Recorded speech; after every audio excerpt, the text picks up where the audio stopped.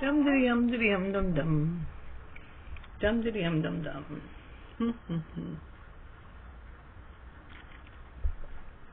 Well, hello. I'm back. Yes. I made the best minestrone I've had in a long time this Thanksgiving, and it was from the Thanksgiving leftovers. And I want to tell you, it's one of those things, I never make the same soup twice. And minestrone is basically, if you start with a good broth and add some tomato to it, you can add just, on a cheap day, you can just add some ketchup to make it red enough to look like minestrone. But this time, I had some pretty good spaghetti sauce, about a quarter of a cup, third of a cup, and I added that plus,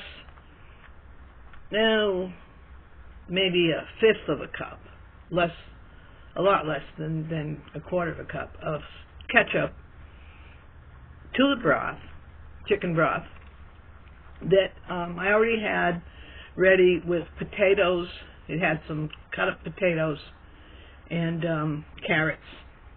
And I added the turkey and spinach and seasonings. And what else did I put in? But that made a lot of soup.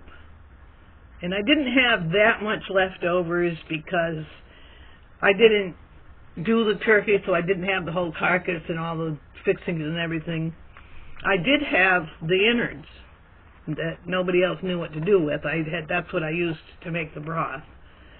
But so I had the broth from that and a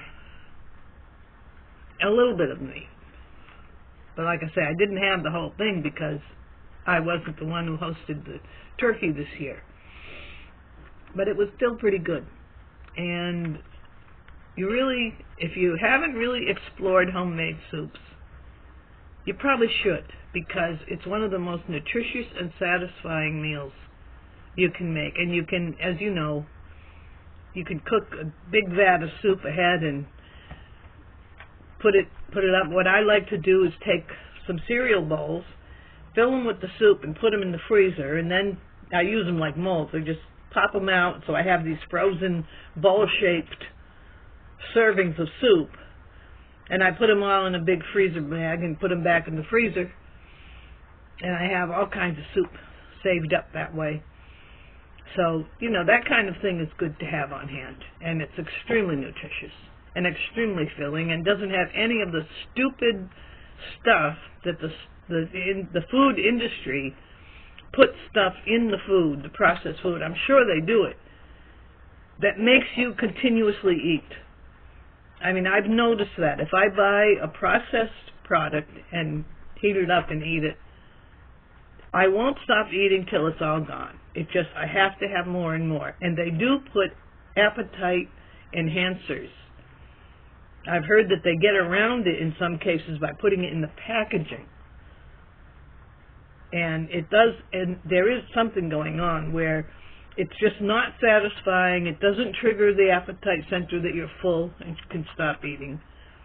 It makes you want more, and that's not good. But the home-cooked soups,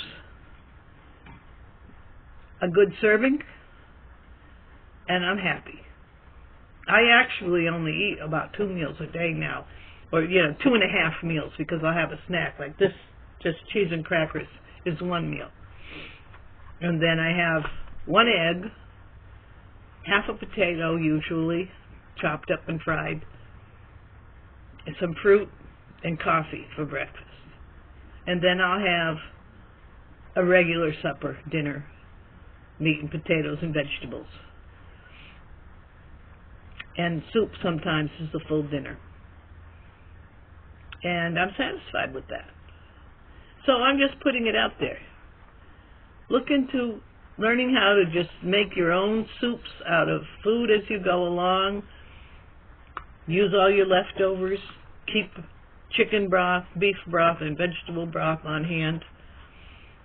Don't buy these buckets of fried and breaded chicken already made to eat.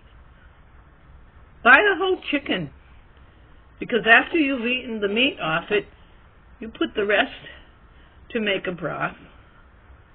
Put it with some chopped up onions or whatever vegetables you got left over. Throw it all in the pot. And you've got another probably 2 or 3 meals. So anyway, that's my soup video.